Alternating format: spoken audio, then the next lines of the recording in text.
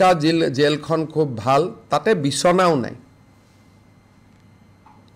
আজি ৰূপেশ গোৱালাই আমাক কৈছে যে তাতে ইভেন বিছনাও নাই কাৰণ জেলখন নতুন আছিলে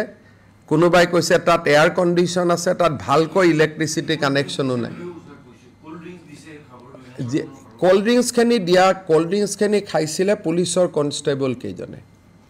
পুলিচৰ কনষ্টেবল কেইজনে খোৱা পানীটো পুলিচৰ হাতত থকা কাৰণে নিজে খাবৰ কাৰণে ৰখাৰ কাৰণে দুই এজন বাতৰি কাকতে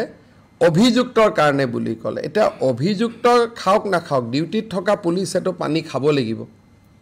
তেওঁলোকতো জুবিনৰ অনুৰাগী গতিকে এই আৰু জেলখনৰ ভিতৰতো আপোনালোকক কেতিয়াবা আমি লৈ যাব পাৰিম আপোনালোকে চাব পাৰিব তাত দূৰ দূৰণিলৈকে কতো এয়াৰ কণ্ডিশ্যন নাই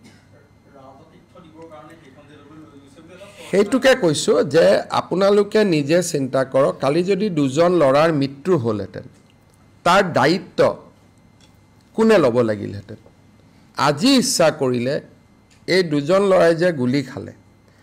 তাৰ গোটেই দায়িত্বটো ৰাজাতীৰ্থ দিয়া বুলি কোৱা চেনেলজনৰ সাংবাদিকজনক আমি আইনমতে আজি গ্ৰেপ্তাৰ কৰিব পাৰোঁ